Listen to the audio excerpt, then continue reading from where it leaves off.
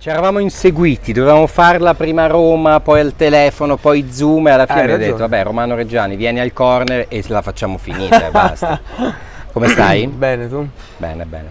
Allora, Romano Reggiani è alla Mostra del Cinema di Venezia perché sei nell'orto americano di Pupi Avati. Esattamente, faccio una piccola partecipazione molto bella in un momento di chiave, sospensione diciamo, del film, film. come poi tutto il film è pieno di piccole belle partecipazioni di tutti attori. Insomma, Esatto, a Filippo Scotti, Rita Tuscingham. L'altro giorno è stato qui Andrea Roncato che ci ha raccontato Andrea il suo. Fa anche lui una partecipazione esatto. bella, poi anche Massimo Bonetti fa una bella partecipazione con me e tanti altri. Che effetto ti ha fatto essere sul set con Pupi Avati? Bah, io sono sempre contento di lavorare con Pupi, fin da piccolo ho collaborato con lui. La prima volta con Pupi quando è stata? No, mi stanno suggerendo da dietro dalla regia, cosa ha detto? Dante, ma non è vero, perché io ero più piccolo a Bologna, ero secondo me alle superiori, ho fatto veramente una piccola partecipazione, quasi comparsata speciale per il Bar Margherita. Ah, ok. Stiamo parlando del 2000 dell'ultimo e quindi sì, no, sono molto contento. Poi Pupi, a prescindere da tutto,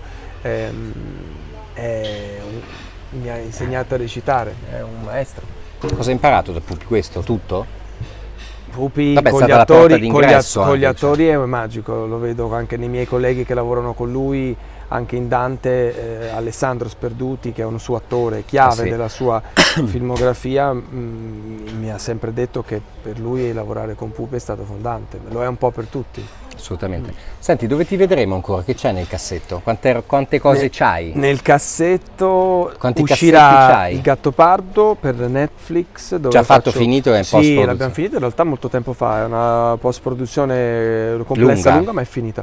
E poi ho finito di girare da poco una serie invece per Mediaset, per Canale 5, di Beniamino Catena con Marco Bocci. Ah, bello. E anche lì sarà divertente, una cosa televisiva che non posso dire niente. Esatto, puoi solo dire i titoli. Anche del Gattopardo penso tu possa solo dire. Dal Gattopardo in realtà sappiamo già tutto, è il Gattopardo. Un po' romanzato, esatto. Però più o meno sì. È quello. Senti, chi è il tuo mito, Romano? Mito? Sì, il tuo attore feticcio, quello di cui c'hai la foto sul comodino. Non ho foto sul comodino no, di niente. attori. Che c'è sul comodino? Niente. C'ho la sveglia. no, l'orologio. Non c'ho niente, c'ho delle medicine per dirti come sto messo. no, l'attore mio feticcio americano è Ethan Hawke. Ah, che era qui l'altro giorno, tra l'altro. E che io mi è dispiaciuto molto non essere venuto prima, qui perché io avrei voluto incontrarlo, sarebbe stato uno dei miei sogni. sogni. È un grande Ethan Hawke, ha fatto sempre delle scelte azzeccate. Sì, io amo la sua carriera. Amo. Ma il film preferito? Con Ethan Hawke? Sì. Allora, tra di molti. nel senso, la trilogia dei sentimenti di Linklater è un capolavoro.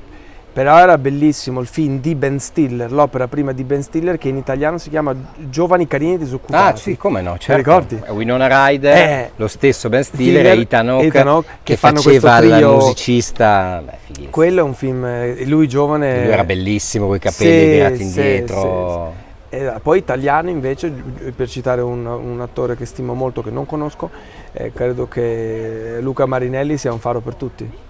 Vabbè, che poi è qui anche lui. Senti, il tuo film del cuore qual è?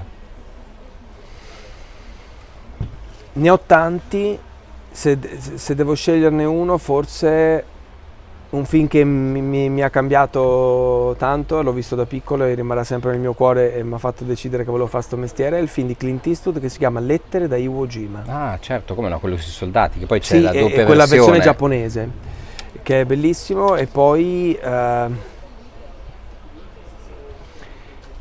credo adesso, cioè negli ultimi 6-7 anni, credo che Linklater per me sia il tipo di regista che amo di più. Boyhood? Sì. Ancora prima Before Sunrise per me. Beh, certo, prima dell'alba è bellissimo, è splendido. Veramente.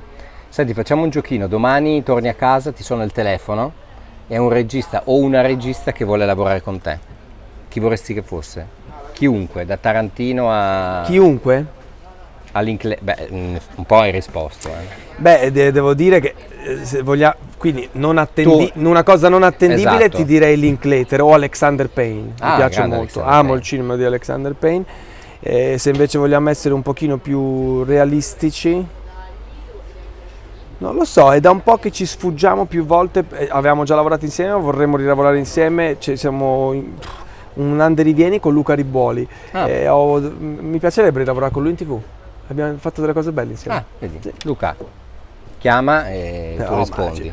Ci sentiamo, sì, era per stare dico più attendibili. Ecco. Certo, assolutamente. Senti, chiudiamo col giochetto qui di Hot Corn, domani sera cena a casa tua, veniamo io e Gianni Galli, però tu puoi invitare 4 personaggi, da Ethan Hawke a Ernest Hemingway, chi inviti?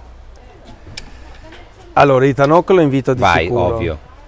Poi mi piacerebbe invitare anche fuori dal contesto che è morto, Ungaretti, non mi dispiacerebbe fare un tavolo con Ungaretti.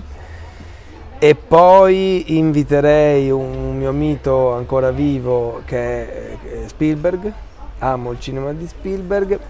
E poi chi delle donne? Hai ragione, sì, sto pensando. Suggerimenti dalla regia. Però questo è un po' giù di idea a questo punto, sì. Così ti fai spiegare com'è andata la trilogia. Sì, non è male, un bel tavolo. Potrebbe essere. Mi escluderebbero. Romano Reggiani, Hot Corner, grazie mille. Grazie.